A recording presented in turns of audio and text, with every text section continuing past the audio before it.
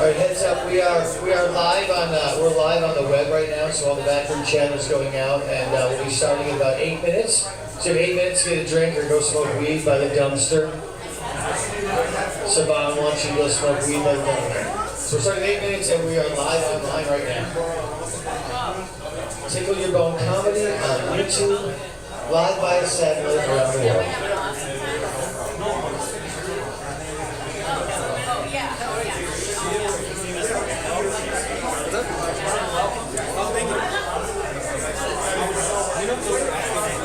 Those are actually reserved for my friends, and they said they're going to show up late.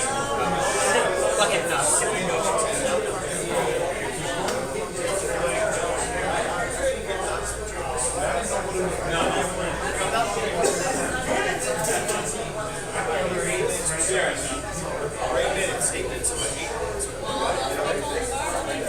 I'm a mess.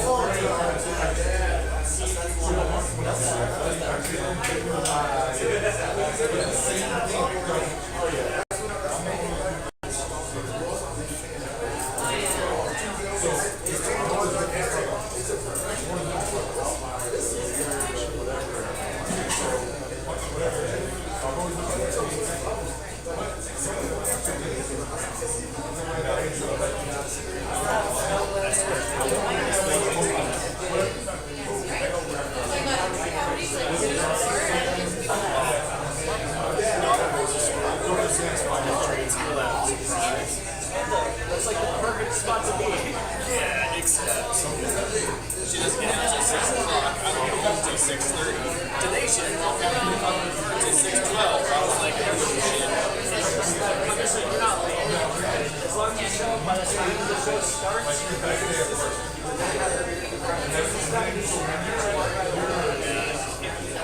No, I think for me, this is like Punchline a couple weeks. Pushing I shouldn't have any problems next week.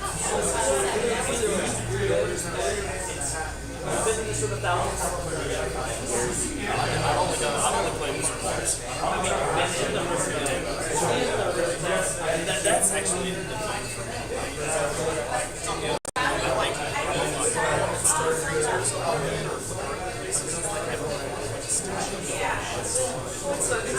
So it's like, remember, this is like a no-cover show, so it's casual audience. Just be yourself and you're 20 years regular.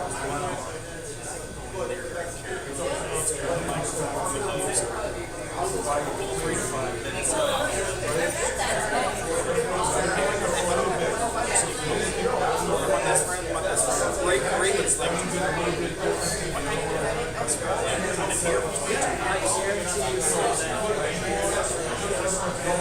have your separate things, know what you're going to say,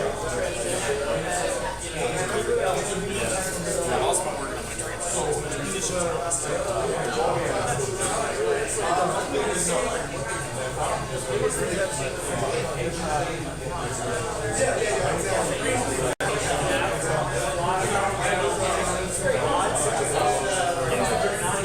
Something that saves something.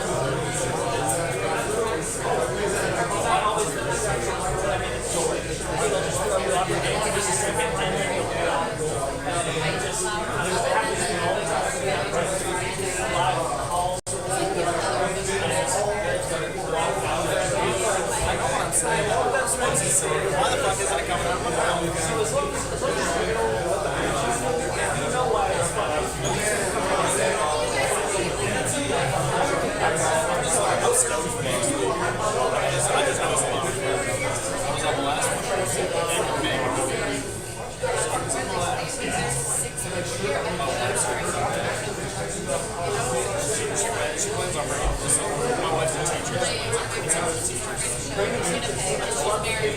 I talked to her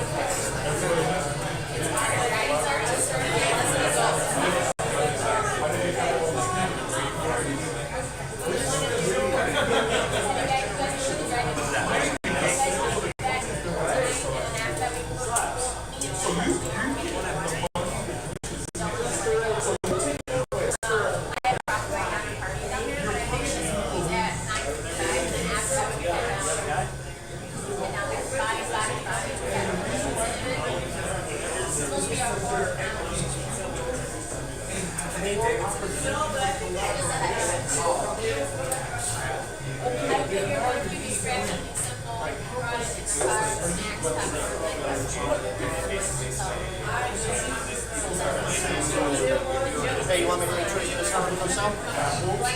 Want myself to intro you?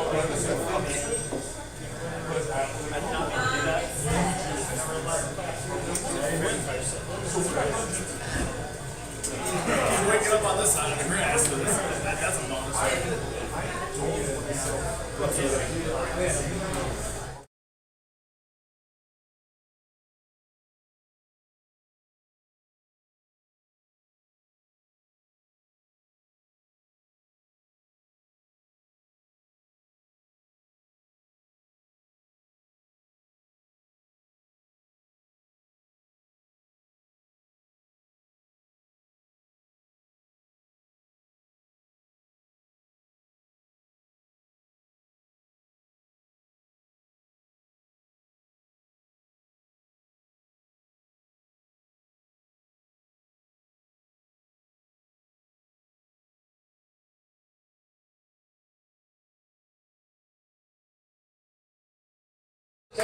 Here, looking to bring up your host, the champion of all Phoenix comedy, and my very good friend, Mr. Sean McCarthy.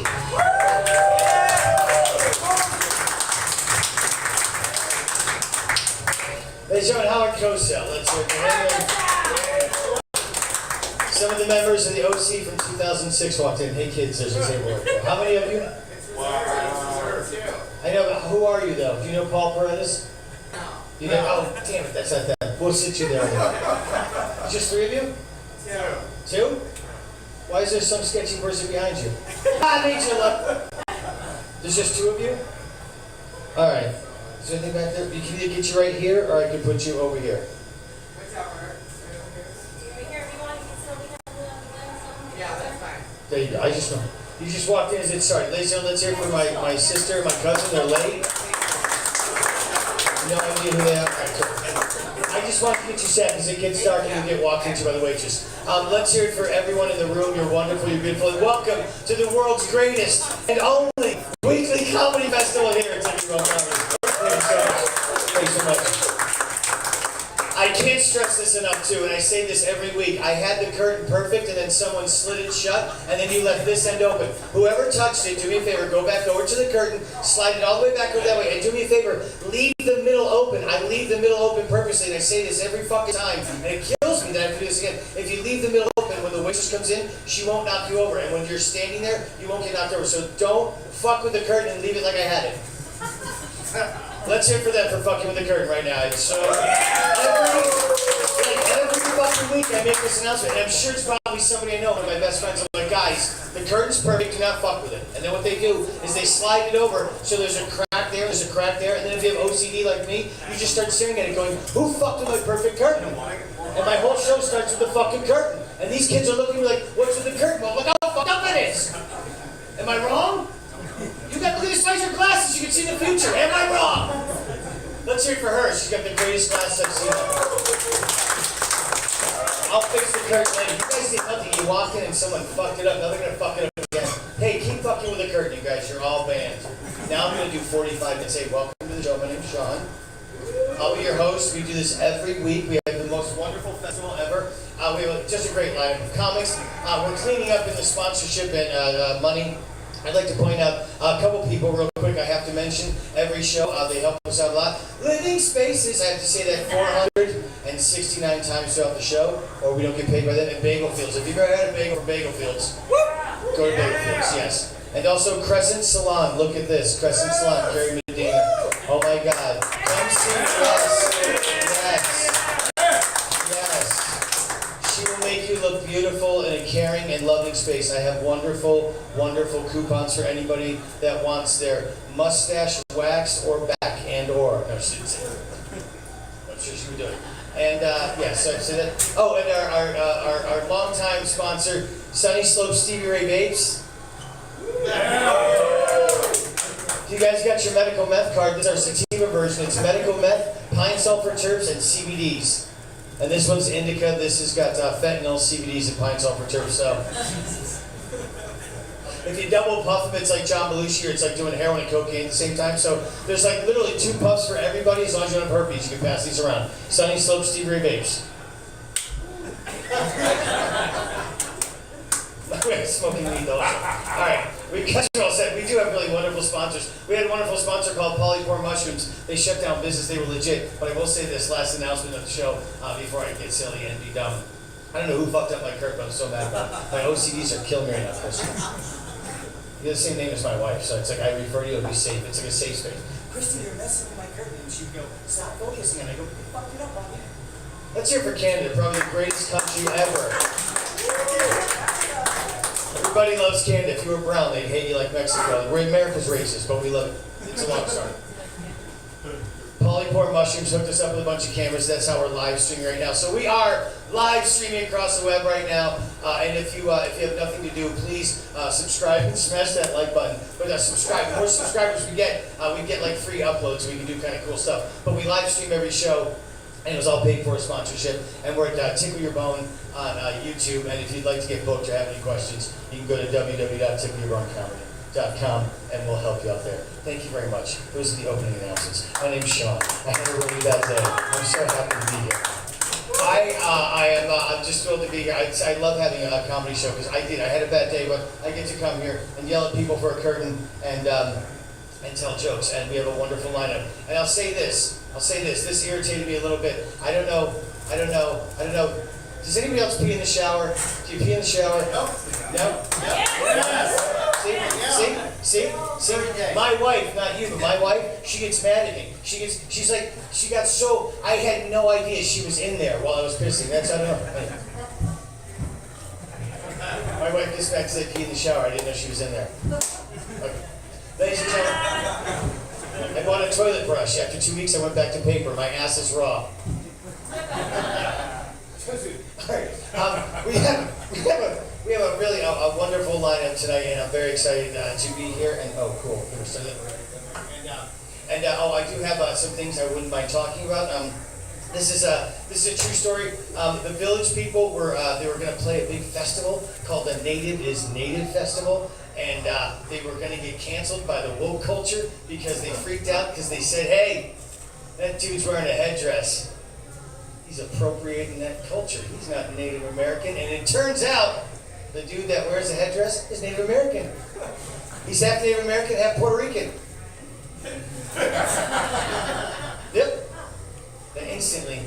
So, his great-granddad was like a Navajo chief, warrior, named Running Wolf or something like that. But anyway, legit Native American. And then all of a sudden everybody's like, oh, well, we're sorry, we're assholes. And they let him play the festival. And I was like, what in the fuck? That's like ridiculous and specifically dumb. Because here's the thing that pisses me off. You know what I found out about the village people? The construction worker isn't a construction worker. Nobody got mad that the fucking military guy isn't in the military. The motorcycle cop isn't even gay. I don't even know who they are anymore. But at least the Native American is Native American, so that's awesome. Young man, anyway. And, the NFL? The NFL's coming back. I don't know if you guys are excited about the NFL. Woo! I'm always shocked at the beginning of every season how the shit gets worse. Like last season, like the John Gruden got thrown out and some other shit happened and Washington Redskins, but every year they just up it. Like this year it's like Deshaun Watson. Like every year somebody in the NFL just fucking goes insane and makes the NFL look crazy and everyone freaks out. And oh, last year a guy came out, they were like, oh, openly gay, and people went nuts. I was like, there's been tons of openly gay football players through the years of NFL. You guys ever heard of Tom Brady? But seriously. But seriously, so the one thing I always like to mention is that the cool thing that the NFL does is that at the end of every season, you know, like when the Super Bowl ends, and they have like the guys come out with the winners, like, you know, won the Super Bowl t-shirt, etc., like winners. As soon as the team wins, boom, they have the shirt that says won the Super Bowl. 2020, Rams, whatever. So for a split second, the first time I saw that, it dawned me, I said, how do they know to make those jerseys for the winners? I was like, oh, they probably make shirts for the winners and the other team, and whoever wins, they just have the shirts ready to go. They probably burn the other shirts. What a waste. Well, I Googled it. They don't actually throw the losers' gear out. They donate it to like poor, impoverished countries or people who had like a tsunami or something wrecked their country. Which I thought is quite a nice thing to do. And when you Google it, you can research where the shit goes. So check this out. I looked it up. There's a country called Burundi. They've been poorer than anybody in the history of the world for like 50 years. And literally, they think the Buffalo Bills won 4 Super Bowls back to back. They fucking love Jim Kelly. I can just imagine a dude from Burundi came here and be like, where's my Buffalo Bills? We'd be like, what are you talking about, bro? I'm hungry and they suck? Yeah, it's the sad truth of the world, bro. So Burundi, let's hear for Burundi. I don't know. Stress in his father's country. And, Oh, and I will say this. Last thing I'll say, I think, is made me laugh a little bit. When people showed up in the FBI building in Phoenix because they were mad that Trump's house got raided with fucking weapons. Yeah, I don't know if you know that happened. And people were up, yeah, a bunch of dudes are like, Trump's house is getting raided in Mar-a-Lago, so they got their like assault rifles, and they went down the FBI building and they just hung out and had a peaceful demonstration because Donald Trump's house got raided, and they thought like, hey, we got to show these fucking FBI guys you don't raid someone's house. So that was their thought. My point is fucking A, what a dork. What is wrong with you, dudes? You know who these guys are. They're just a bunch of idiots. They're sad and miserable because they, like, whatever you think about anything, if these guys love Trump so much and they're mad because he lost, a bunch of white dudes got really fucking bummed out because their dude lost the presidency. They still don't believe it, and this one thing has led them to have a fucking riot on January 6th. They're running around with guns. They're ready to fucking hold up the FBI because of this one thing that happened to these fucking fat, miserable white guys. One thing they had to deal with. One thing that these dudes couldn't overcome. What? They lost one thing. Could you imagine what it would be like to have 400 years of oppression and being enslaved people? And then all you do is take a knee? And people, listen, you know what they need to do? They need to take a knee. Those dudes need to just chill and take a fucking knee. So next time I see them, hey, you know what you do? Just take a knee, dude. You got it. Colin Kaepernick, bro, take a knee. No fucking fucking shoot me. But it's true. Anyway. It's true. Hashtag real talk. Anyway, I just did some heroin with Lenny Bruce in the bathroom and got real for a minute. Living spaces. Listen up. Durrell Johnson's in the house tonight. He's our headliner. And Cierra Miranda's here tonight. I'm so excited about it. Really wonderful night. I just did a show. Real quick, our gold and platinum audience member, Michael testified, just walked in. I have to give big shouts out to this mother effer right here.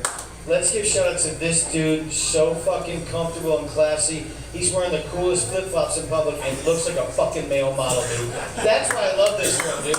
There's no like fucking, only beautiful people sit in this room, and that's what I'm saying. Some shows people show up with bang, but not in this show. Like this guy's got manicured feet. He's like, I'll wear flops because I got a manicured foot because I'm a fucking gentleman. I respect you, bro. I respect you. I had this one time I did a show with like fucking hook toes up front, like looking at you. It's not pretty. You know what I mean? I know it's Arizona, your feet get hot, but fuck, he's got bad tootsies. Lock them down. Nice job, bro.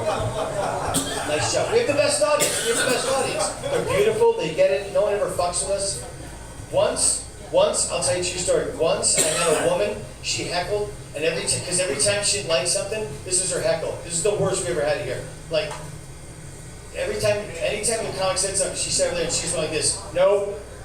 But it's funny, like she literally, like it was funny because we figured out, me and Paul and a couple guys, we figured out, like she did a joke about, someone did a joke about like a priest.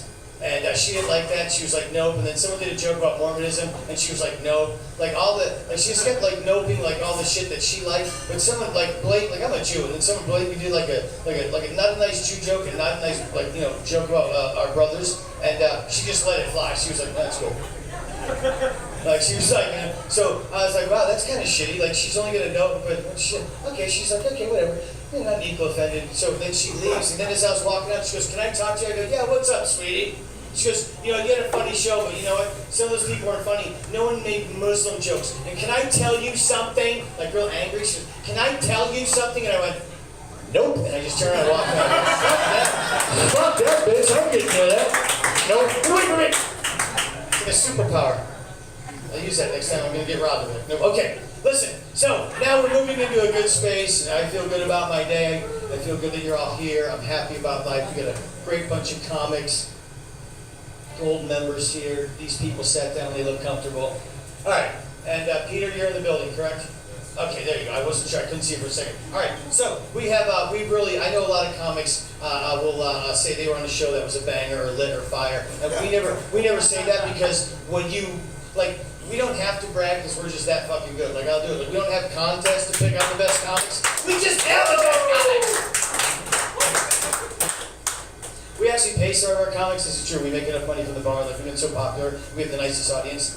We get like a little cash in the bar, so we can pay some of the comics, which is nice. And so we started our own cryptocurrency. This is true. We have our own cryptocurrency, so that's how we pay the comics, and it's fucking awesome. So we're moving up in the world. So you probably heard of Bitcoin. We're called Do a Bitcoin. Okay, listen. We pay in cash. And this next man was one of our former resident comics who we like to pay because they're here for the whole month. But he's here and he's going to kick off the show. I just did a show with him this weekend, and God dang it, isn't he amazing? And my wife got to see him for the first time, and she was like, you're right, he's fucking awesome. So ladies and gentlemen, this dude is fire, banger, lit, and we love him dearly. Peter Jordan!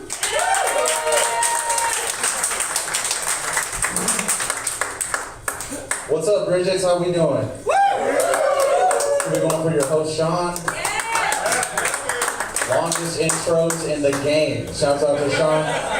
Looks like a general manager for a used car lot. You know what I'm saying? He'll give you the deal he wants, but it'll cost you. That's it. I'm gonna get you. Give it up for Brigett and their mascot. I don't know who this is. Some big head white bitch just out here. Or an alien. I'm not sure. How you guys doing? You guys got a bucket of beer, VIP, falling tonight. Nice. Who are you here to see? Me, probably, right? No. This girl right here? What's up? Nice. Give it up for this comedian. What's your name? I forgot. I'm an asshole. I'm sorry. I'm a dick. Kristy. Give it up for Kristy. Bring in an audience. You guys are the only audience members. Everyone else is a comedian. They're just here to fucking heckle. That's all. Like you said, my name is Peter. I am working on building confidence. I'm trying to be more confident. So I've been doing affirmations every morning. Some of you know what that is. I'm sure these white girls know what affirmations are. It's, you're kind of like your own hype man. You know what I'm saying? You're in the morning, every morning you look in the mirror and you hype yourself up. But when you talk to yourself in the mirror, you realize how stupid you fucking sound to everybody else. I'm like, damn, bro, let's work on that vocab, dog. I don't know, man. You say these beautiful things to yourself to make yourself feel better, but the real issue is I have a face you can't trust, so I don't believe anything that dude in the mirror says. I'm like, nah, dude. I am love. I am power. I am light. It's like, man, you light on the ramp, fool. Shut the fuck up and get to work. That's it. I think it's these Jafar eyebrows I have. They're just like Jafar from Aladdin, so kind of fucks it up. You guys are friends, obviously, right? Maybe brother and sister. I don't know. What about you guys? You guys dating? Friends? Come on, fucking bare feet. What the fuck, man? This dude has the balls to fucking show his feet to the world, but won't say he's dating this girl. It's okay, dude. Maybe you're not. My bad. You guys been to each other's houses or not? Yeah. Do you remember the first time you went to her house? He hasn't been to yours. Ooh, okay, all right. I wonder why. Yeah, maybe you're creepy, maybe she's a fucking dirty person. Who knows? Everyone knows. I don't know. I get nervous. Did you get nervous when you went to her house? No. Did you get nervous when you went to his house? Sorry, I'm not listening. Yeah, well, yeah. As a woman, you have to assume everyone's a serial killer. Yes. Oh, shit. Yeah, man. I get nervous as fuck when I go to people's house for the first time, dude. I don't know how to act, you know? Like, I check my breath, check my outfit in the mirror and shit. You know, like, I know I gotta wear my good shoes and my good socks in case they make me take them off. But is cologne too much to go to the homie's house? I don't know. Is Axe body spray too much to hang out with the homie? She's saying yes. I want to smell good, but I don't want to think I'm trying to fuck either. You know what I'm saying? I don't know. Going to a friend's house is daunting, bro. You gotta get along with their fucking dog and shit. Sometimes their dog is annoying, bro. We can all admit it, right? Some of our friends have annoying ass dogs, okay? And you would never say it to their face, right? Because they get all offended and shit. But sometimes their dogs are assholes and shit. I gotta pass the beast test, you know what I mean? This dude's still walking on all fours and he's gotta approve me and shit. I don't know. I'm on my best behavior though when I go to people's houses for the first time, you know, like I rinse my dish, I wipe my feet before I walk in, I jack off into the napkins, not the decorative towels, you know. I'm a good guest. Should have me over. Someone here should have me over. I don't know. I do beat off way too much. I just stopped watching porn though. Porn, who watches porn in here? Alright, everyone else is lying. That's it. Yeah, y'all are liars, that's okay. I had to stop watching it, bro. It was too dark. Porn just got, you know, there's no like evolution to the art. It's just upping the ante. It's like, how many fists can we fit in this person? It's crazy, dude. It's crazy. I used to jack off to Mervin's catalogs, bro. They don't even exist no more. They spanked them completely out of business. They're gone. And Kohl's doesn't hit the same. If I'm being honest, bunch of pencil skirts and knee-high boots. What the fuck am I gonna do with that? It's wild, man. Porn is wild, dude. It's all just like gross shit, just cartoon shit. Incest is huge. It's gross, man. I miss the days I could jack up to women I had respect for, you know? Nurses, teachers, someone else's mom, you know?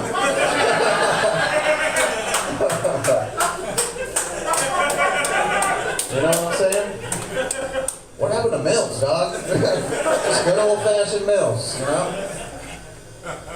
Sexy little C-section, you know what I'm saying? Let me see that. I don't know. It's wild, man. I'm still jacking off. I had to find a new stimulant, a new website to get my juices flowing, so I'm gonna put y'all on game. I found this website called Zillow.com. And let me tell you, I've never busted harder.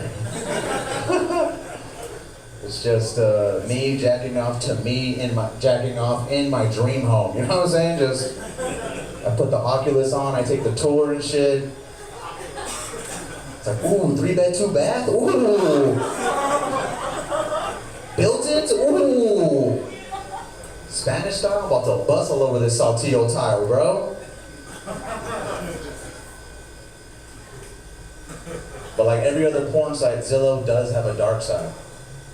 All you had to do is put in what I can afford. That's it. I put in what I can afford, and it was 210s in Apache Junction and the I-17. That's it. Just some amateur porn shit. I was like, I had to get out of here. I'm a biracial dude. I'm Mexican and white, obviously. Yes.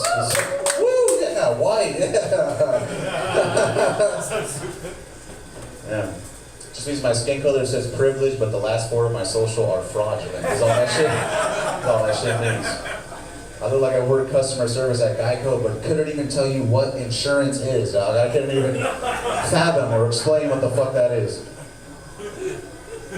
My mom is the white lady. My mom's pretty white, bro. Well, I'm not saying my mom's hot. I'm just saying she's very, very white. She likes the 3 C's that all white women like. Cottage cheese, colonizing, calling the cops, you know? Sometimes on my dad.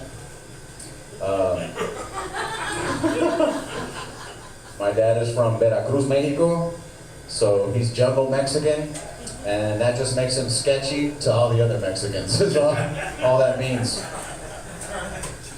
My mom took over, bro. She took over dinner. When you start calling dinner supper time, it's over. Sit down for supper is the whitest thing ever said out loud. That's Trump's original slogan. I don't know if you know this. Trump 2020, make America sit down for supper again. Y'all don't fuck with Trump? Okay. My mom learned how to make all the traditional dishes, right, in Mexican cuisine, frijoles, arroz, tortillas. But the main dish was always like meatloaf, hamburger helper. I'm gonna tell you right now, hamburger helper and beans, bro, it's way different, okay? It's like Michelin starter shit. My mom only made that shit when something good happened. I still get too excited when I see hamburger helper as an adult. You know, my mom only made it if someone got honor roll, a job, maybe parole, some good shit was going down. So when I see someone eating, I'm like, what did you do to deserve this? What did you do? They don't think I mean what they think I mean. My friends would come over, they'd be confused. I thought we had the beef tacos. Yeah, beef stroganoff, dog. Sit down and bow your head. Say thank you. I lost y'all on hamburger helper. I apologize. Thank you for the honest feedback. I appreciate it. My parents mix everything. Culture, tradition, even religion. Right? My mom was a Jehovah's Witness, and my dad worshipped cocaine and alcohol. So both of them forgot my birthday every year. What I'm trying to tell y'all. There is an epidemic, I'm gonna get out on this. There is one huge issue going around, and it's men that are way too old to be dating the women they're dating. We see it all the time. Some of you are here, I'm not gonna point you out, I'm not gonna do you like that. But there's some signs to tell whether or not your man is too old for you. Okay, one, if you go to his house and he has a pill box labeled Saturday through Sunday with Centrums and Wonder Days, and you don't even fuck with those, he's too old for you. If you go to his house and he has a DVD box set of Matlock, and you don't know who the fuck Matlock is, he's too old for you. And if you go to CVS and check your blood pressure and that thing, and for you it's a game, but for him it's life or death, he's too old for you. You guys are alright, I appreciate your time, thank you. Let's get started over.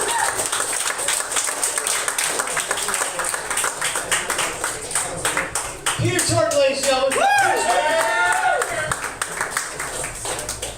Here, I have a pill case with Centrum. That is a true story. I also have a pill case that has it's got like shatter and crumble mixed together. Yeah. Oh, yeah, baby. And then this pill case over here has a bunch of weed, and then this one has a dead hooker. Let's not make fun of sex workers. I love them. They were the lifeblood of my youth. Let's hear it for them, please. It's a horrible job, and serial killers always kill them first. It's so mean. All right, ladies and gentlemen, please don't kill hookers. That's my message tonight. Love a hooker. They're working hard. That's all I'm saying. This next hooker coming to the stage, I paid for many times. She's a sexy classy. She identifies as come get me. Ladies and gentlemen, hashtag real talk. This next young man, I've known for quite a long time. I first met him when he was in a sketch comedy troupe that literally was the most brilliant thing I've ever seen. It was so fucking crazy how good they were live. And everyone's like, sketch comedy? Like, I swear to God, they were fucking brilliant. Holy man, but they're legendary. Yeah. this cat was a member of them, and I see them all the time at the 10% for the Arts. Big fucking theaters sold out. I just go, God, they're so good. And then he also broke off and did stand-up, but he's just a multicultural dude that rides bikes and drinks beers, and now apparently he's moving to Hartford, Connecticut, my own stomping ground. So one out, one in, ladies and gentlemen. I love him dearly. I can't believe he just told me he's leaving, and we're going to miss him. So this might be the last times I see him on stage. Hopefully we'll get him one more time before you go. Please put your hands together. Mr. Tim Tag!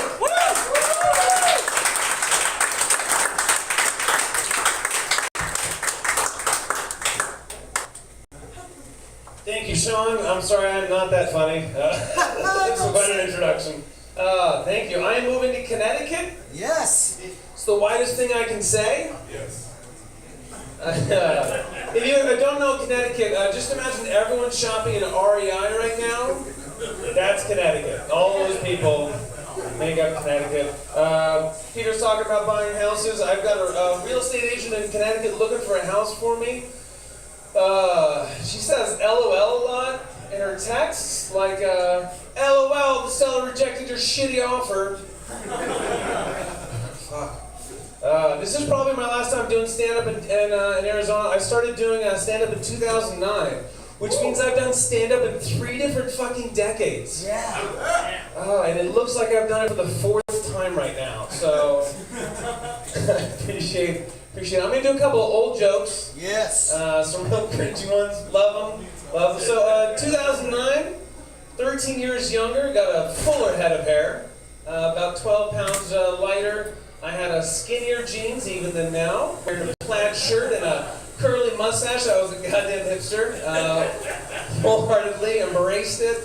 But yeah, remember I had a curly mustache. So, you know, they say the mustache is a thigh tickler, but I like to think of mine as a sponge.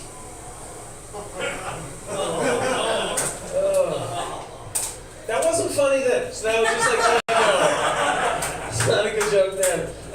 You know, I have bad hearing, so sometimes I don't hear the right thing, but what I thought I heard was better, you know? So I had a friend making a real fancy dinner, and she goes, oh, I gotta go, the first course is duck. Started laughing, she's like, what are you laughing about? I thought she said I'm gonna go because I gotta watch horses fuck. Now some of you would think that's funny because like you're thinking about horses fucking other horses. But some of you are cringing because you're thinking about horses fucking your dad. Again, these were not funny then either. That was not good. That didn't age well. Moving on. Recently, dolphin researchers found that male dolphins partner up with other male dolphins for 10 or 15 years at a time to help find female dolphins. They help each other hook up, right? It's like brotherhood. That's a pretty cool thing. But like, I can't imagine something like that. I can't even hold my breath for a couple minutes, you know? Growing up, my mom always told me I was great at arts and crafts, you know? Going through some stuff as I'm packing up, and I found an arts and crafts of mine from elementary school. It's a Valentine's Day card. And she always said I was great at it, but the lines were all crooked, the tops of the hearts were not symmetrical. It said Valentine's Day. It's like trash, straight up trash. Like, what else was she lying to me about, you know? Like that she didn't have a favorite, or that like dad was dad, or that in 1997 my blonde bowl cut looked handsome, and not at all like the band Hanson. Hanson known for their big hit Mbop. There it is. Only me?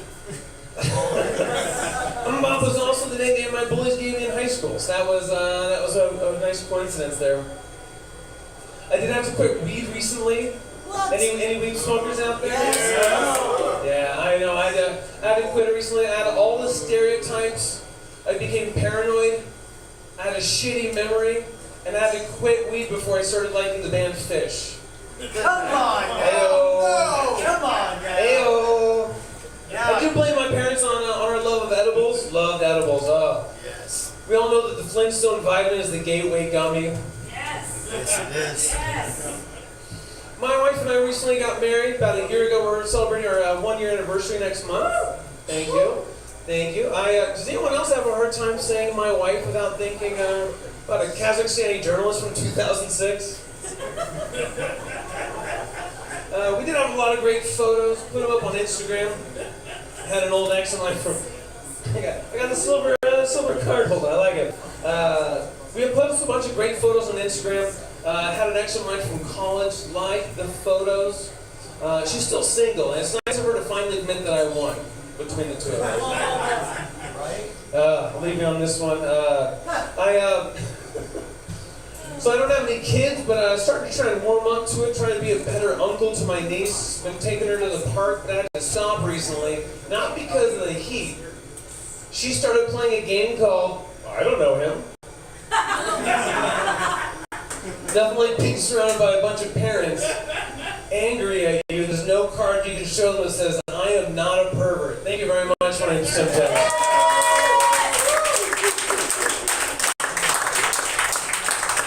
With two guys, let's hear for the young man in honors.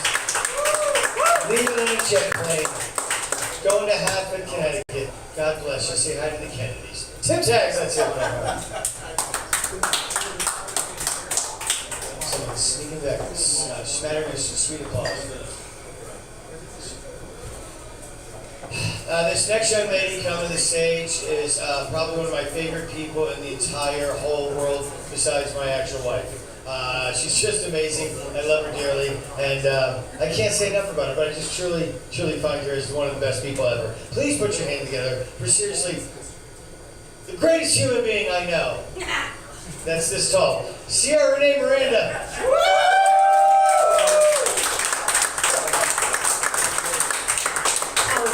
Always perfect. Sean McCarthy. Greatest roadie in the biz right here. Sean McCarthy.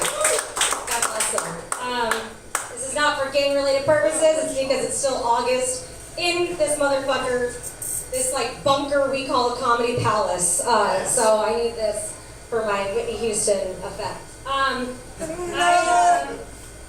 love Sean very much. I know him for a very long time since I started comedy.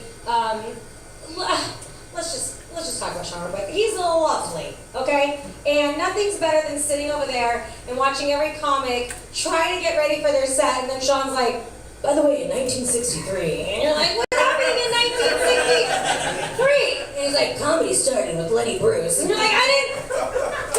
He's like, I need you to Google this, and then they're like, don't give him. If there's a mailing address, don't give it. He'll just send you flocks and flocks of just like comedy, like. How to run a show, how to be a show, how to act like a show, how to smell a show. He'll do whatever he can to teach you about comedy. Here's my favorite thing about him. He makes drugs look good, guys. I know this is him. Okay? He's a proponent. Now, I understand you're looking at him and you're like, guy, chill the fuck out. That is him chill, you sons of bitches. He has done way more weed. Who says way more weed? Who has done weed? He has smoked way more weed in any capacity all day today, just so he could be on this fucking level for you guys, okay? He did it for you, alright? I was on the light rail with him one time because we are like extremely rich. And we were on the light rail going, I don't know where the fuck we're going to a show or something. And he was just like the way he is. He was like, oh my god, so anyway, blah, blah, blah. And he was just going off and like legitimately some crackhead got on, some homeless man got on just to fucking chill the fuck out. He was cracked out, tweaking, and Sean just would not shut the fuck up, and I watched this crack man get up and leave. He walked the crackhead on the light rail. For the man. It was great. I mean, I got the place to myself. It was fine. All heroes don't wear capes. Hold on, I think I have one more. Oh yeah. I thought about this because I was stoned over there. What if, like, honestly, what if, like, I wish Sean, he's a SAG member, and I wish the man could win an Oscar. Because I would just love to watch them try to get him off stage. You know? I would just love for the music to play, and he's like, hold on real quick. When I was 7, Clancy and I went here. And then he's like, I haven't even got to the time I shit my pants at a Fish concert. So we're all gonna have to wait, Meryl. You know? No one's gonna fucking tell him otherwise. He also, like, don't fuck with, like, he literally means it when he's, like, smoking the two fucking things at the same time. I went over his place this weekend, and, first of all, if you go over there, like, it's already going to be a cloud, right? It's a mushroom cloud of smoke. And he's like, oh, thank God you're here. I've already smoked way too much, and honestly, I thought that I liked it. I thought the world didn't exist anymore, blah, blah, you know. And by the way, that's the greatest Sean McCarthy impression you're ever gonna get, okay? Don't ask me for Christopher Walken, don't ask me for Joan Rivers, but if you want a Sean McCarthy impression, I got it, you know? So he gets there and he's like, oh my God, I'm so stoned. And we're like, we're here, buddy, it's all good, like we're chilling, let's hang out. And he's like, okay, cool, oh my God. I got way too fucking high. I dabbed this, and he has like an erector set of I don't think the man even passed like 9th grade science, but the man knows how to he has a whole thing, he has a butane lighter, everything, right? And then he's like, oh, thank God you're here. And I'm like, okay, cool, we're fine. He has all these different things. Like when he's smoking, he really knows what the fuck he's doing. He's like, this one's indica, this one's sativa, this one's something that and he he shows you how to create it. He has different color batteries, so you know, black is bad, red is good, green is go, you know, all these things. And so he's just chilling. And I'm like, all right, cool. We're like, well, let's smoke. And he's like, oh, no, I'm good. Do you need something? I'm like, yeah, just whatever you want to give me. So of course, you know, he gets his fucking scientist fucking kit out. And so he's doing it for me, and I'm like, okay, cool, thank you. And I hit it, and he's like, oh, that's not enough. And he turns it over, and he goes, oh, why did I do that? And just a puff of smoke comes out. And he's like, oh shit! Honestly, just as normal as you could be. He was just fine. Everything was just fine. We played Connect 4 for 7 hours. Everything was fine. It wasn't a big deal. What else? I like to act like I know what I'm saying, but I don't. Oh! Alright, let's get on with that. Because who knows what's up. I'm a huge football fan. Go Raiders, yes. Yes, I'm big on the Raiders. I'm very proud of being a Raider fan. That doesn't matter if we don't win. We don't need to. We'll still kick your ass in the parking lot later. Not me. I get to the car because I have a job. So, but not everyone does. So no, I'm a big Raider fan. Super proud of it. Recently, our team, we don't have a player anymore, but good news is, really proud of it, the player that we have, his name is Carlow. He is the first openly gay player in the NFL, and he went to the Tampa Bay Buccaneers, so that's good. I don't know, fuck Tom Brady, but we'll see. So hopefully, only he has a good career, and Tom Brady, dies. No, I'm just kidding. But very proud of it, very happy to say that my team was part of it. I'm really happy that there is an openly gay player. And I get it, right? We're all like, why do I have to hear about it? It's none of my fucking business. It's true. It's none of our fucking business. It doesn't matter what dick he's sucking on Saturday. It doesn't care. It doesn't matter who's sucking. It doesn't matter his sexuality by any means. That is absolutely fucking true. But we have to say it. Because then we have to say it now. Because it gets everyone to chill the fuck out. Because if we say it now, 20 years from now, nobody gives a shit, right? You have to say it because then otherwise we have to go to work and some guy's like, hey, did you hear about that fucking Barry over in the NFL? He's trying to be in the locker room touching tushies and shit, you know, by the way, I don't think all Italians are homophobic. That's how I hear homophobics talk. It's just 80s Guido, you know what I mean? That fucking very, I don't know, that's what it sounds like to me, right?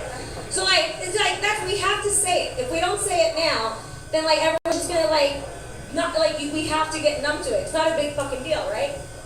Because the thing is, I'm fine with it. What's the worst that happens, right? If somebody comes up to you at work and they're like, oh, did you hear about this thing? All you say is, yeah, cool, right? And then that fucking asshole has to be like, well, yeah, I guess it is cool. And then he stops. And then we don't talk about it anymore. And then it's fucking over. You know what I mean? And then it's all done. No headlines, no news reports, no nothing, you know? Because my problem is, what's the worst that happens? If I don't go along with this guy's shit, then the worst thing that happens is he stops talking to me for the day. Oh my God, fucking thank you. I don't want to know about what the fuck you ordered from Jersey Mike's today anyway, you know? I don't fucking care. The best thing would be you not talking anymore. Homeboy's sexuality in the NFL upsets me a lot less than Rat Face's Bill wearing Crocs with dress socks in the office. You know what I mean? That offends me. My eyes have been raped by your feet today, Rat Face Bill, you know?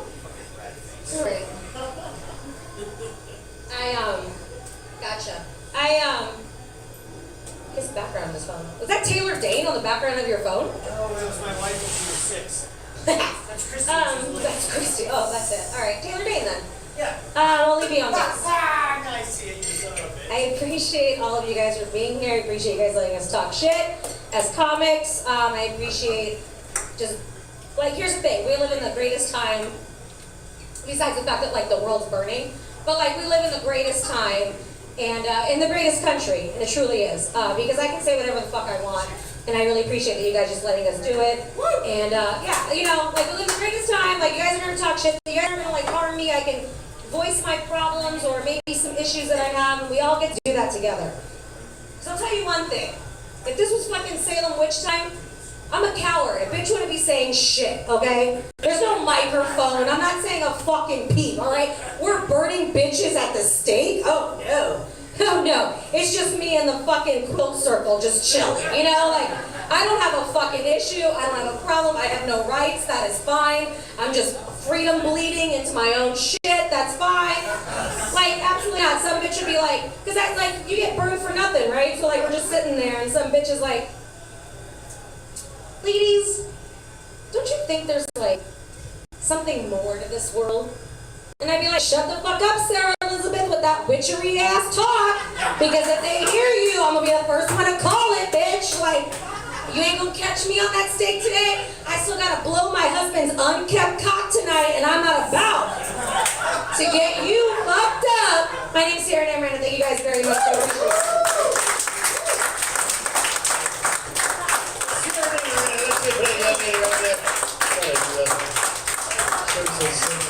Amazing. Cierra and Miranda right there. Yes, yes, yes. Ladies and gentlemen, one more time. Cierra and Miranda right there. Couple kids filing into the back here. Come on in, kids. There's some chairs over here. You can sit next to this young man. This is a Gold and Platinum member, Michael testified. He's been at every show since 1959. He's a vampire. Sir, that seat is for you there. Or you can take one of the seats up front. There's a little baby table up here, too, if you guys want to have some, I don't know, food off it. It's there for drinks. All right, cool. Hey, let's hear for those folks. They just showed up. That's good. We are going to start the show all over. So, Sunny Slopes, Tigray Babes. Living Spaces. And then I did some other jokes. It was great. All right, by the way, Cierra Miranda is stretched the truth. A little bit. All right. Those people are excited about a baseball game, which is the funniest thing ever. There's one couple at the bar. Like, when I say there's only good-looking people in here that are wonderful and beautiful and nice, I mean it. Because when you go to the bar, there's always one like, yeah, and they're like, no, Diamondbacks. Like, where did you come from? But then again, how did this bar get filled with beautiful people is my point. Normally, it would be like Dregsy Manny, but this comedy show brings in good-looking people. The greatest show on... Okay, there's a... we're going to move through something silly. All right, Dan, are you ready, buddy? Ready. You ready, buddy? All right, ladies and gentlemen. This young man, so we have a resident comic, someone that we feature all month. We let them come in and do every Tuesday show, and we pay them like about $100 for the month. So we have them for the whole month. And this month, we have Dan Johnson, one of my dearest old friends. And we said, come in and do whatever you want. We want to feature you and make you special. And it's been 3 weeks in, and we're regretting every single fucking No, it's been fucking wonderful and enjoyed. Although, I feel bad because, like, 3 of the hottest shows we've had were, like, it was, like, so hot outside. Like, Dan's like, I'm great I picked the Resident Comic Month to be, like, during Hell Month. So, yeah, so tonight is actually cool. And then we have you tonight, and then by next week it'll be cool again. It'll be wonderful. So I'm sorry that we roasted your brain a little bit, buddy. All right, long intro. Once my brother Clancy in 1968. Did the longest intros. You guys want to hit these or what? We got indica and sativa cakes, medical methamphetamine. Which one do you want? There's pine salt for Turks. There's CBDs, bro. I'm a recovered alcoholic. Me too. What do you think I'm doing fucking 2 of them for, sweetie? Come on, dog. Rock on. Trying to kick coke and alcohol and I can't have this? What's going on? By the way, coke was a great drug if you ever can't drive. All right, ladies and gentlemen. All right, we're going to Cleveland. I'm fine. Woo, blood alcohol down. You're like, let's do something. All right, I'm kidding. Focus. I never did that twice. All right, let's get back to what I was saying. This introduction just got shorter, Dan. All right, listen. I love this man, and I'm being an asshole for the longest introduction ever. We have him all month, and we have him tonight, and one more time, and I think something special is going to happen next week, but I'm not going to let the cat out of the bag. Please put your hands together for my dear friend, Mr. Dan Johnson. Thank you, Sean. Thank you for being here tonight. I'm listening from the intro with my impression nobody knew because Howard Cosell's been dead for like 40 fucking years. True story. True story. I do some impressions. I don't really do them on stage because they're people like you don't know them. Like you don't know John Connell, but this is how he talks every time. And he's like, hey, do you want to go to the bar and maybe get some beers and try to find some girls to blow us? That's a dead on John Connell. What I used to do on stage, it's kind of difficult right now. It's hot and sweaty. I used to do a pretty good Donald Trump, and like I didn't really get like the suit with the long tie, the mannerisms, or the voice. I just stood in the corner and just threw feces at everybody, and I was like, fake news! I won! Fuck Hillary! Obama did it! It was a pretty good one. It was good. Okay. We'll move on. Oh my gosh. See, it looks like couples night in here. Is everybody coupled up? Yeah! Couples. Some pretty people. Everybody, I assume everybody meets online now. Is that how you guys all met? Online dating? No, in person? Like it's the fucking 90s? Wow, good for you. I'm trying to get back out into the dating world. So here's what happened. Is a few months ago, I moved to Uptown from Apache Junction. Right? I spent 12 years in Apache Junction. You know how many mistakes you have to make to fall down the ladder of success and wake up in a fucking junkyard and be like, whoa, got me a trailer. I'm good to go. Let's move mom in. But since I moved into Uptown, I instantly became dateable. Like in Apache, true story. In Apache Junction, my options were like 25-year-olds with 5 kids and 3 baby daddies all in prison. But no, that's not very appealing. So as I try to date, I'm going to do the new school thing, and I am going to do the online dating, because you just put a profile out there, some pictures, you meet people and you have awkward-ass conversations. So my first one, I was kind of striking out. My friend, she's like, let me look at your profile. Let's see what it is. And it was a picture of me holding a beer drunkenly like this, like with one eye kind of closed. And another one was me holding a beer drunkenly and a cigar. And then there was a picture of my motorcycle. And she's like, this is ridiculous. Your profile says, do you want to hang out on a bar patio and smoke cigars and drink beer? And I'm like, well, it's kind of my go-to move. We just get shitty drunk and pass out next to a dumpster. She made me change my profile. I can't remember how I worded it, so I'm going to read it for you here. Let's see, okay. Middle-aged, balding cigar smoker. Slightly overweight, I'm like 35 pounds overweight. Slightly overweight and drinks too much. Looking for like-minded and fun party girl to enjoy mushrooms and sofa time. Physical attraction and intelligence are essential, which is basically like I would like to find somebody fuckable that I can have a conversation with, that's like smart enough to talk about any of the dumb alien bullshit I'm into or conspiracy theories, but dumb enough to take her pants off for me. So, let's see here. Must be driven and confident, because I am neither. Emotional ambivalence preferred. Tell me how special I make you feel right before ditching me for your super hot coworker you've been hoping to bang for the last 8 months. Come on, girl. Be the trigger for my next bout of depression. Right? That's like an amalgamation of every woman I've ever dated. You can applaud that if you want. Give me a fucking break there. All right. Now I'm going to tell you what. I put that new thing on there, and that motherfucker worked like right away.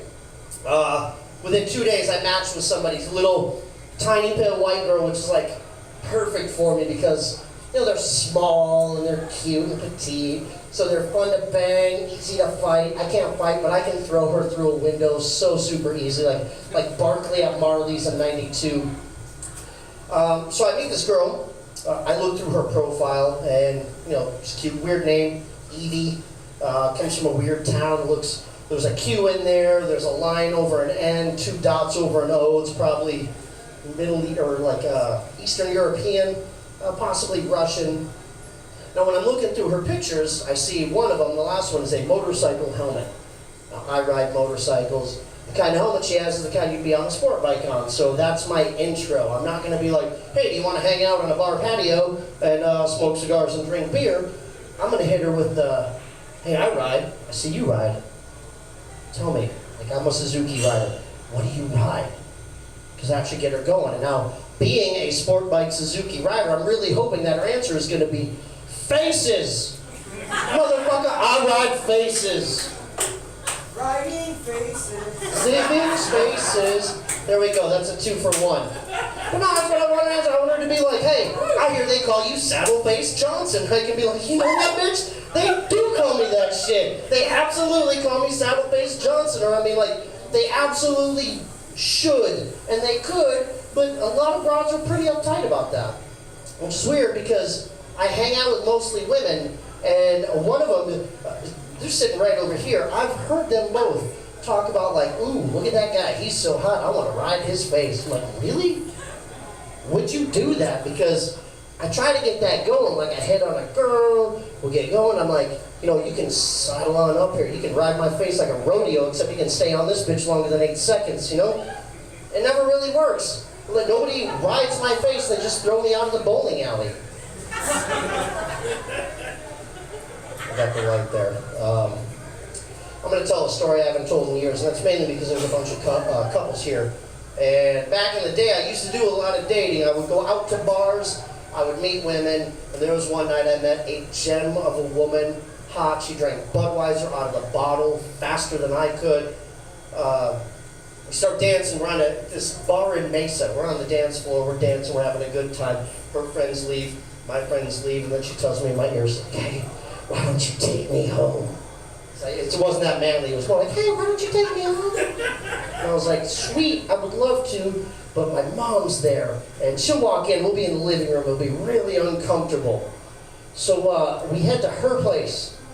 Now we go, as soon as we walk in the door, we're instantly making out. Clothes are coming off as she's dragging me to the bedroom. Throws me down on the bed. She goes to the drawer next to her, like in a nightstand, opens this drawer, and it was just sexual deviancy galore in there. Vibrators, dildos, one of those ball gags, you know, like in Pulp Fiction, giant strap-on. Then she tells me, hey, I want to do something really special. It's kind of a thing I've been wanting to do for a long time. And that thing is she wants to do anal. I'm like, you know, that's really not my thing. I'm kind of old school, like I'm an analog guy, like mouth vagina, that's fine.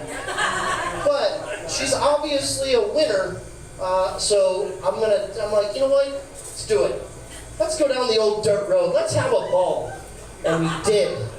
And I gotta tell you, my ass hurt so bad for like 3 days, I couldn't even fucking sit down. I'm gonna get out of here. I'm Dan Johnson. Come on back next week, guys. Dan Johnson, that young man.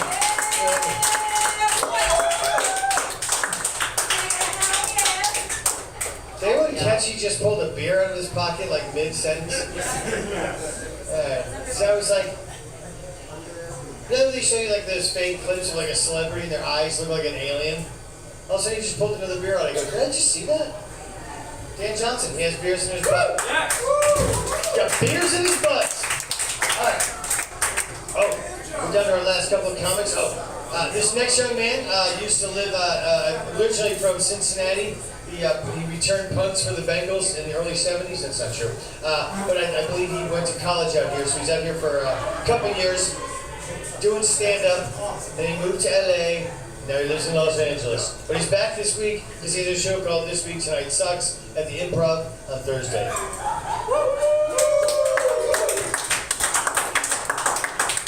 Don't applaud. Nothing is as good as this show. Remember, this is the greatest show ever. Fuck, dude. But anyway, he's a nice kid. It's a great shit. Okay. But seriously, he's Thursday night. He's doing the show at the Tempe Improv. It's called This Week's Night Sucks with him.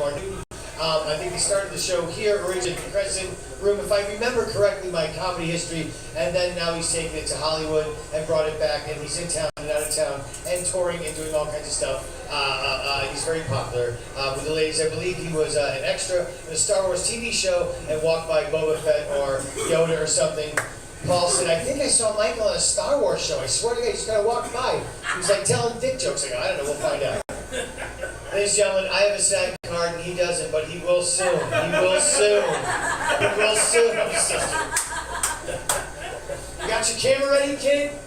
I'm gonna stand right in front of it. Listen, you're professional. You're over there. I'm trying to go be like an asshole.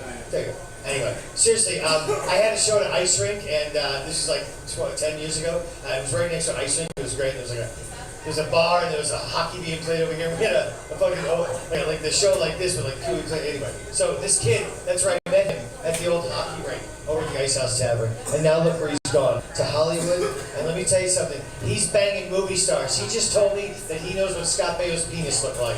Ladies and gentlemen, this guy. Mike, how many times have you heard these happy jokes since the ice rink? Listen, I'm so happy that you're here, and we're excited that you're here. And I'm thrilled about the Bengals this year, and that's what I'm going to say. Ladies and gentlemen, it's been a minute since I've seen him, and I'm glad and wonderfully thrilled that he's back on a show tonight. And you can see him later in the week at the Improv, but he's probably going to be better here. Ladies and gentlemen, Mr. Michael Turner.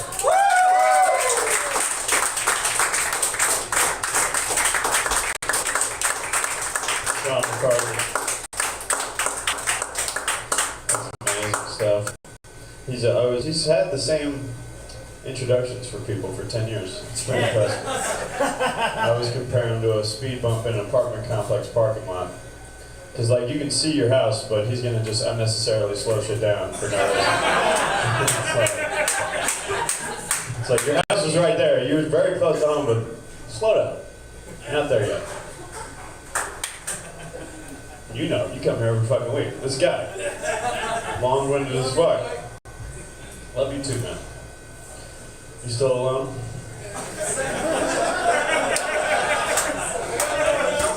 Huh? Did you win? How recently? Really? With that hair too?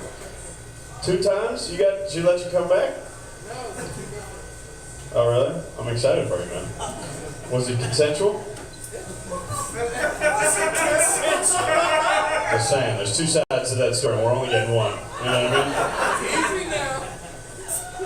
Hey, look, anything goes this side of hell. You know what I mean? I don't know if that checks out. What's going on? So he's fucking. You guys fucking? Hell yeah. What's up with you guys? Yeah? Nice. How long has this been going on? To quote Ace, 2nd date at a comedy show? Holy shit. It's aggressive. Whose idea was this? It's probably a bad decision. But how's it going? Did you guys hook up first date? This seemed like maybe.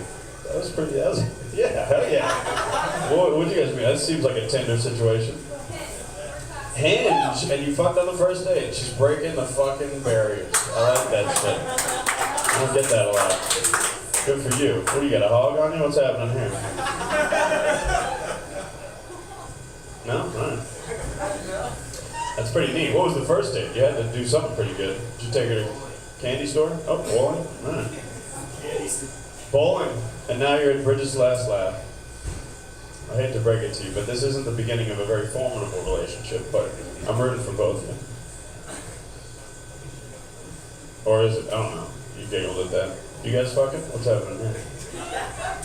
Nice. That's what's up. How old are you guys? 25? Yeah, so you're gay. It's a working theory I have, but anybody 25 and under is a gay person.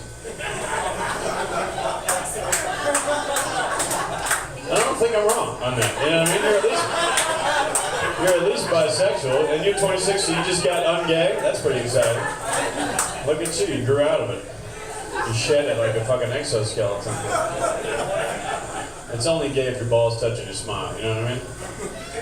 Shout out to Theta Chi. That's cool, 25. You guys aren't fucking? Are you trying to not be gay? What's happening? Are you in a relationship or anything?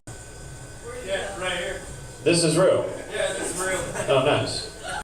What's up? I'm not gonna lie. I thought you were a dude from behind for some reason. I don't know what happens in Cave Creek. Long hair. I don't care. This is a bright light. I'm Mike. If you guys need a cameraman later, I'll watch. You know what I mean? That's cool. Hinge? For real? Yeah, for real. Look at this. Maybe it could work out. How long you guys been fucking? 2 months? Damn, what's going on up in Phoenix? This is all fresh, huh? That's pretty neat, though. I got a little cousin, speaking of the young gay people. I had a cousin, he was 15 years old when he hit the family up when he came out as gay. And then he turned 19 and he hit the family back up and he's like, actually I'm bisexual. And I thought that was kind of funny, because that just means he got to college, got his eyes on a set of tits, and he was like, I want to walk this back. I didn't know that was going on under the sweatshirts the whole time. Those sweater puppies. I mean, you guys are young and fucking too, that's exciting. You drinking wine in public at a Brigett last night? This bitch is crazy. What do they have here? You just doing the house cab? Holy shit. The hospital's closed. You'll be alright. That's pretty cool. House cab. Are you fifth wheeling? You know that? Yeah, actually. Yeah. 7. 7? Nice. You're a big Mormon fan. The crowd is funnier than the comedians sometimes. What are you guys all related? What is this connection? These are my children. Is that real? Yeah. What's happening here? Well, how do you know these people? Quit claiming them. I've seen the documentaries on Netflix. You fucked all of them is what's happening. And now they're out in public and they gotta keep a fucking closed lip because it's the mall and they can't tell everybody what's going on in the basement.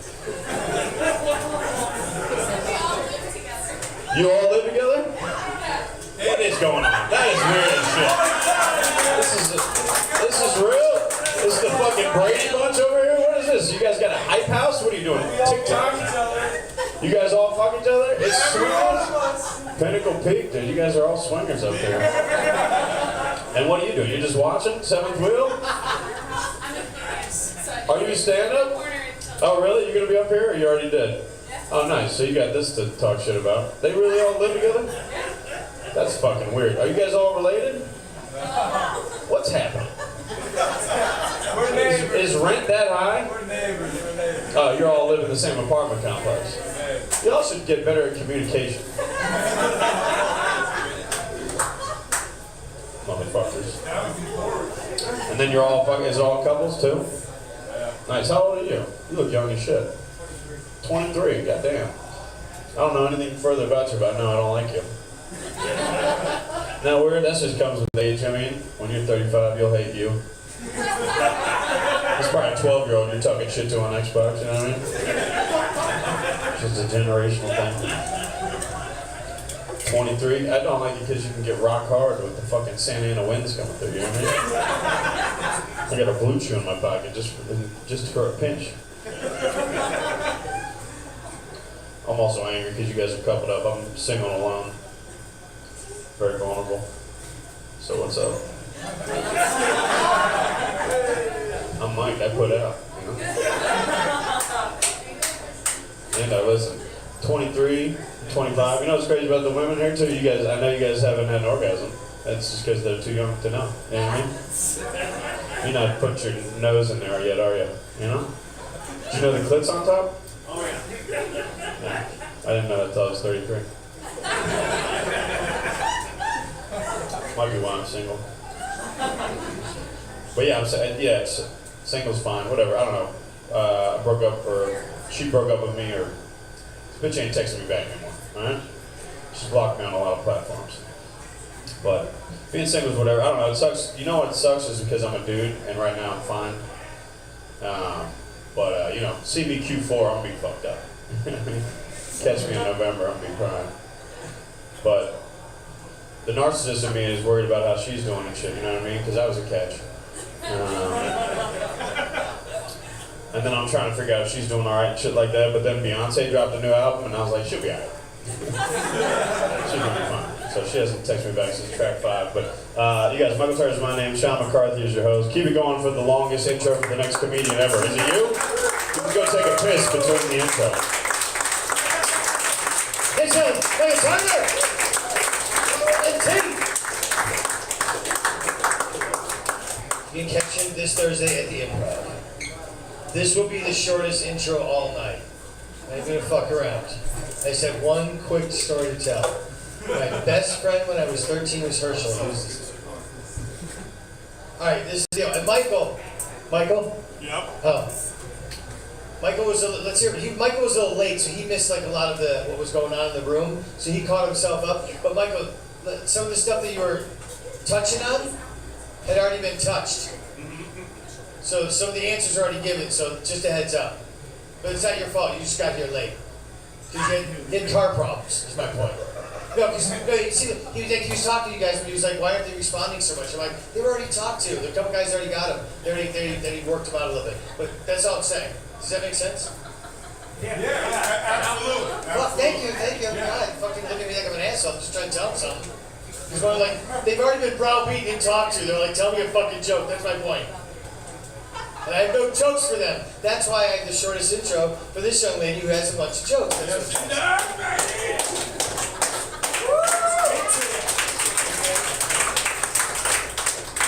Alright, heads up, ladies and gentlemen. This next hot chick coming to the stage, she was here once already, and we were so thrilled with her. We said, please come back. And then she went to Canada, and she didn't have the right papers, and they kicked her out. They wouldn't let her back in the country, I think. This is what, if you come back from Canada, they go, stay out and about the house. And you go, oobin and boot the hoos, they just lock you back up, they throw you back in the door. You shake you by your ankles, and loonies and toonies fall out. I'm killing in Canada right now, but you guys don't know. So funny. Okay.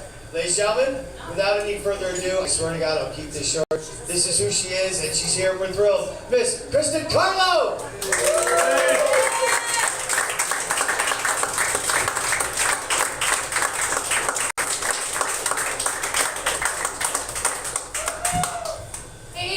What's up? I'm Kristen. I'm from Canada. I always get a mixed response when you say that in the States. Some people are like, is she okay? Like, it's cold up there. But I tell you I'm from Canada, not so you'll feel sorry for me, but just to get some stereotypes off right out of the bat. Yes, I do play hockey. Yes, I do like maple syrup. And yes, I do own a beaver. People like to stereotype Americans too, hey? And I did say hey, not a. I've learned that here. They all say that you guys are stupid, but since I've been here, I'm like, you know what? Actually, America's pretty cool. Like, this is the land of the brave and the free. Sometimes think you guys are brave to let so many stupid people roam free. Yes. It's your business, you know? I did go back to Canada for about 5 weeks, and I was living with my parents. And my mom, she got really motherly on me again. She started saying things like, oh my God, if you're going out with your friends, make sure you don't get in a car with someone who's drinking. I'm like, Mom, I'm 26. I think I know which of my friends drive drunk well. We all have that, right? Like, we have that one designated drunk driver friend. Like, we're not proud of it, but we all have one. It was me. It's, That's me. you know, when you forget your jokes, it's really unhelpful if you also forgot your glasses, because then this cue card does nothing. But yeah, we all have that designated drunk driver friend, and I really think that it's the radio's fault, because they play that song, Only the Good Die Young, and we're just trying to live up to our potential. Yeah, right? Oh, yeah. Right? There's a lot of headlines here. There's a lot of breaking news. Do you guys hear all of the school shootings and all the gun control and Second Amendment rights? Well, in Canada, there was a big headline that said, we need to stop feeding the deer. Yeah. Yeah. That's some Canadian news for you. Yeah, apparently Bambi and his friends just got like a little too ballsy and walked onto some lady's lawn, and she was like, "Oh my God, they're trespassing, and they didn't even say sorry." She was offended. But I do kind of think like your guy's gun problem could solve our deer problem. Just food for thought. You know, we're neighbors. We should help each other out. I did really miss it here though. I miss the palm trees. I miss like the cactuses, the weaponized sunshine. I went to the pool the other day for like 30 minutes and came out looking like I was a part of your Cardinals Red Sea. And like, we do have the Red Sea in Canada, but it only comes like once a month. I told that joke the other day in a bar, and someone told me that it was in bad taste.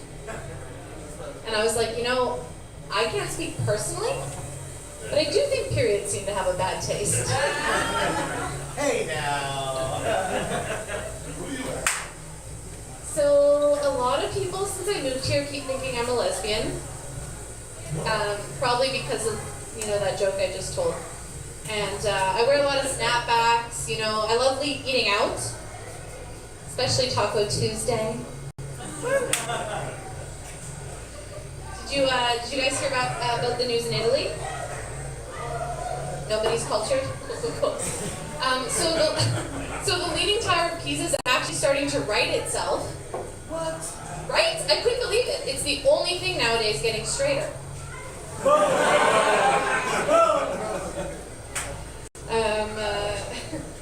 I am single. Mike, hit me up. When he has no response, you're just like, okay, cool. Fine. This is fine. I'll just go home to my lovely group of people that I live with. We'll just fuck each other. It's fine.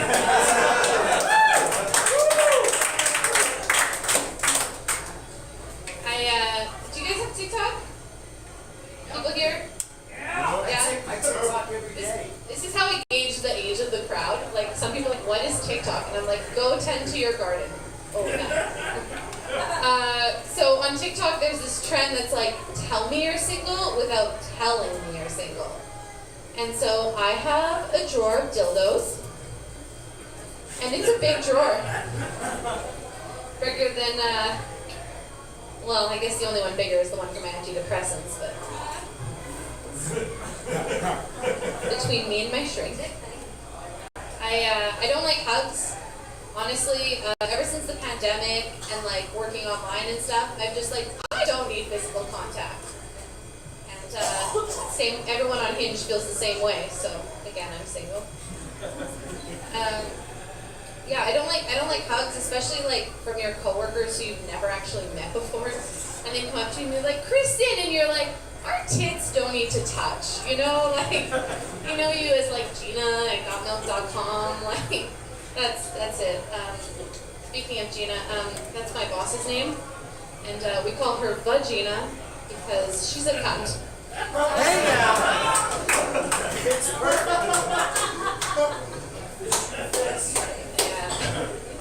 I guess technically I'm an immigrant now too, but I've always come from an immigrant family. We're from Hungary, and I went back the other month, and I was like, you know, just doing me, walking down the street, looking like a snack. Yeah! Woo! Thank you for that delayed reaction. And anyways, there was just nobody. Nobody was biting, no one was hitting on me, Hinge wasn't helping, it was nothing. And so I just came back here and I was like, you know what? I'm going to start a petition, name their country Well-Fed. Which, oddly enough, is not a great way for your doctor to describe you after they weigh you. That happened the other week. I am trying to lose weight, so like I've been trying to like weigh myself every morning, and I do it like before and then after I poop, because there's just that half-pound difference. It just makes you feel better, you know, like, right? Like, I'm not fat, I'm just full of shit. I've been Kristy and Carlow, thank you.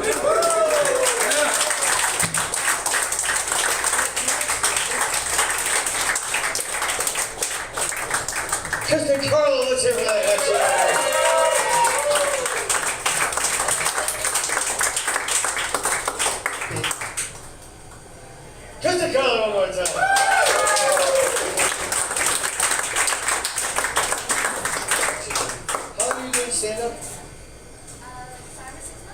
5 or 6 months she's been doing stand-up. I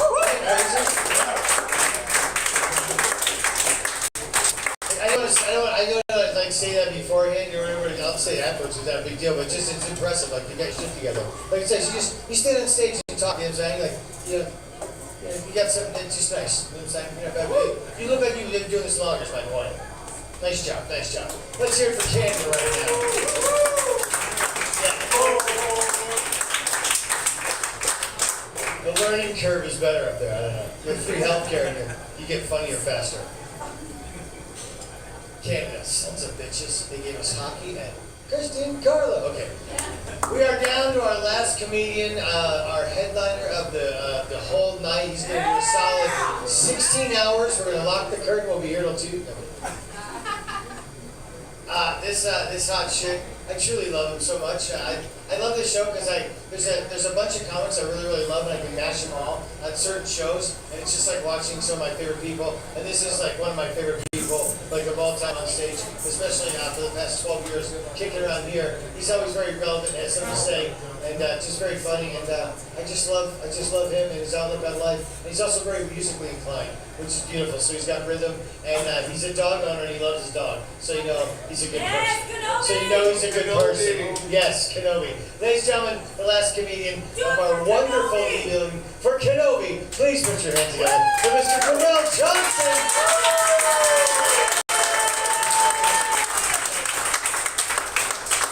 Hello, Brigett. Hello. Thanks, guys. Great to be here. Give it up for your resident comic, Dan Johnson. Solo Johnson, Brother Johnson. YouTube shout out to little sister Jessie Johnson. Okay, doing okay. It's good to be here, man. It's awesome. How are you guys doing? I know you guys getting picked on. I'm sitting up for you in flip-flops. Whatever, no big deal, you know. You're not a comic, at least. People come up here and do this shit and wear fucking flip-flops. Yeah, right? Man. Shorts are bad enough, but the flip-flops, bro, you put jeans on, you took the time to put actual pants on, you couldn't just put some shoes on. Yeah. Anyway, thanks for showing up. You guys are, what's your name, sir? Anthony, and you are? Kaylin. Anthony and Kaylin. Aww. Aww. That's awesome. That is. That's a good name. Like, oh, we're going over to Tony's house. Oh, wait, is this girl coming? Oh, okay, all right, we're cool. All right, cool. You guys are good. All right, so what's going on over here? This is the real mystery, right? Who's the Mormon? Mormons. He's gone. He's gone. He's the Mormon. He's the one. All right. All right. I've solved a couple of these mysteries before. I spent 6 weeks in Salt Lake City, Utah, and I got to learn a whole lot about the Mormon culture. And let me tell you guys something. All right. There's no one. Hey, there he is. All right. Sir, are you black? One of two? You are one of 2 black Mormons. Hey, wow. Not black Mormon, Puerto Rican black Mormon. Puerto Rican black Mormon. Wow. All right, man. Well. Well, hold on, wait. 2 truths and 1 lie. You're Puerto Rican, you're Mormon. Black. Hey, but you're not black. You fucked up. Okay, all right. Puerto Rican and black. How can I be Mormon? I was going to say this is an anomaly because this would have added to another layer of this joke. And I was like, well, holy shit, I'm a black Mormon. Now, I do see you are with someone of the pigment challenge right next to you, so that could be very possible. You can attend the church, you just can't be a priest, you know? So, be a Jack Mormon. Jack Mormons are great. You're like, yeah, I'll go to church with you, girl. And then you blow that back out, baby, every Sunday night. They're wild, though, okay? Here's the thing. There's no one defies God better than a Mormon. That's what I learned in 6 weeks. Gotta work around for sex. You guys know about soaking? There's a crowd that knows about soaking. Oh boy. This is wild. This is when you tell a man you can't masturbate. No nut November. And see how creative he gets. Tell a guy he can't jerk off or he'll go to hell for a year, and then it'll be like, oh shit. Why is there a hole in that mattress? You know there's springs down there, right? I mean, they get creative. So what soaking is literally what it sounds like. Dude just puts it in and just leaves it in there. And as long as he's not penetrating, it's totally fine. It's not against God's rule. So then his homeboy can come into the room. They call them the jump humper. And they move the mattress. And get, yeah. And then, like, it's not against God's will, right? And I'm like, oh my goodness. That's absolutely genius, you guys. Brother Smith, Brother Johnson, Brother Joseph, they're out here finding ways to defy God. The Satanists are like, God damn. Really? Yeah, just take that down. That was interesting.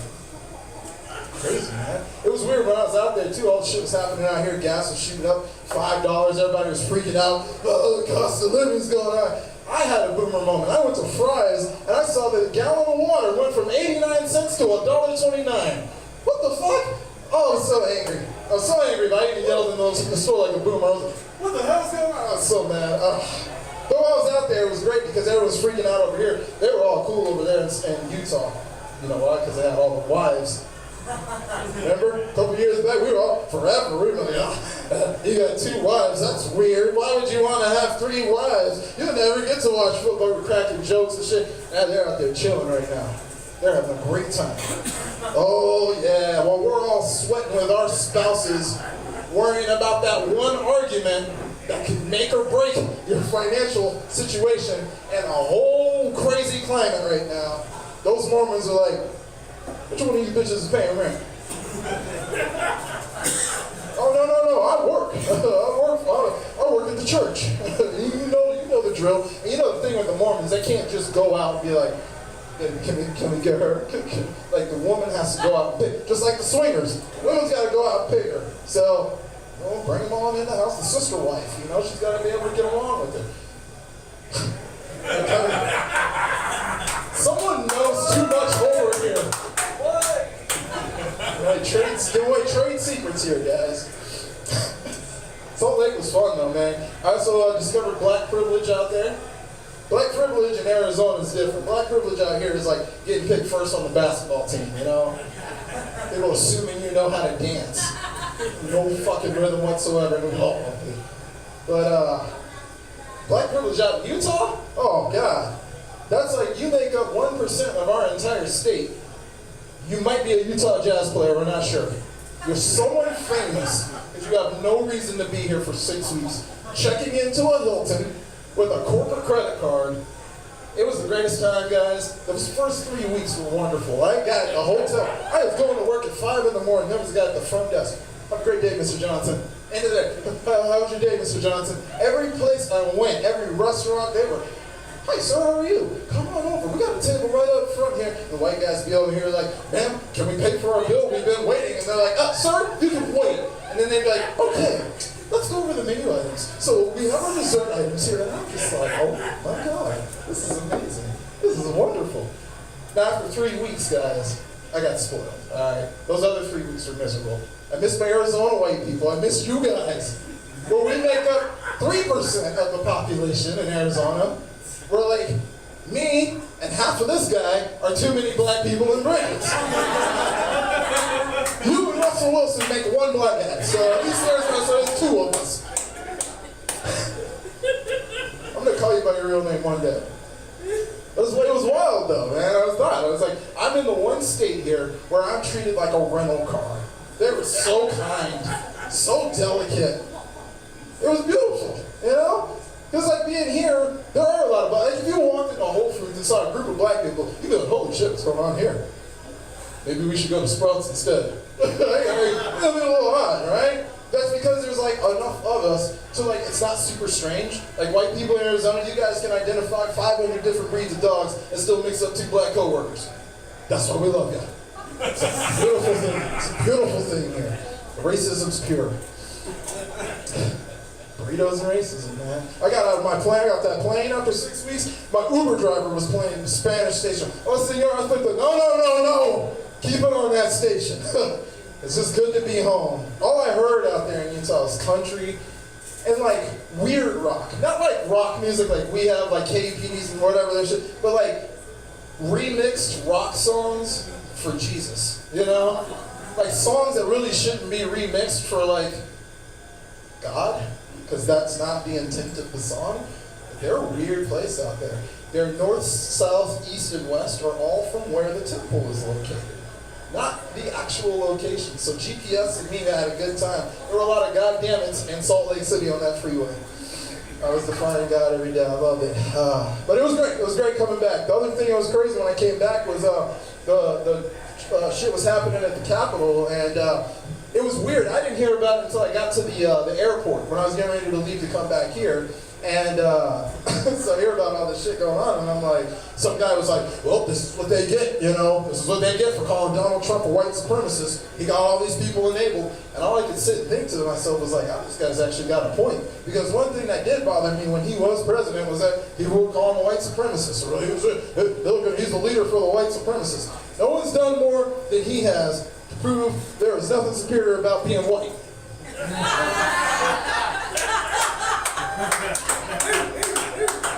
Don't get ahead of yourselves. The presidency will never be the same.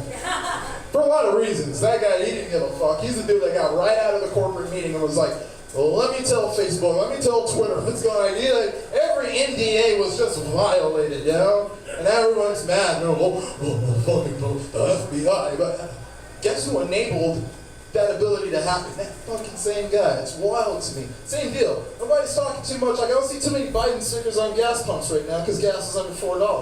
Okay? Doesn't matter who's there. It's always going to be the issue. But my whole thing was like, one of the biggest things I always love seeing is pulling up behind somebody that gets gas, and then you see how much they paid before you, and you're like, ooh, that F-250, you burn a quarter tank of gas just starting that motherfucker up.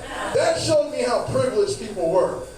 You could take the bus. There's your alternative, right? People who take the bus, they don't give a fuck about gas prices. They're just like, shit, let's not have another bus strike.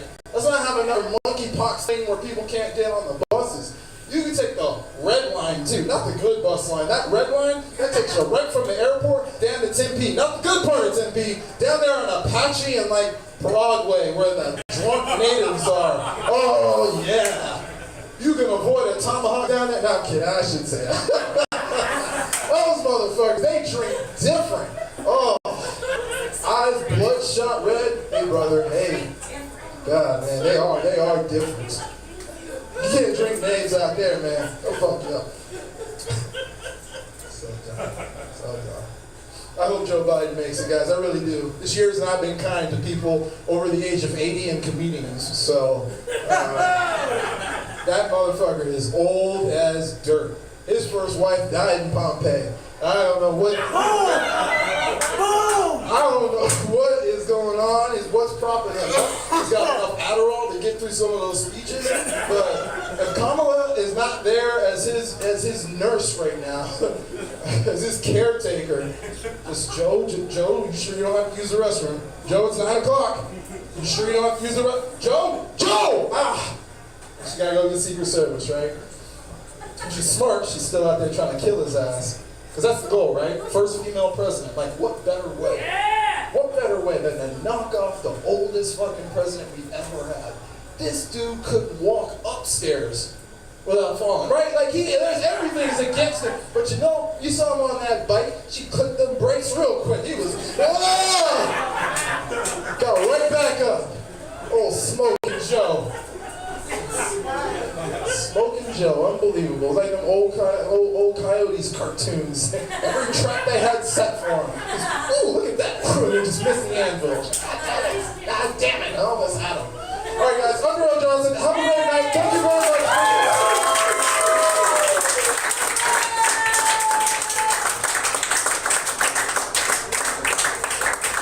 It's Durrell Johnson. It's him that's on that.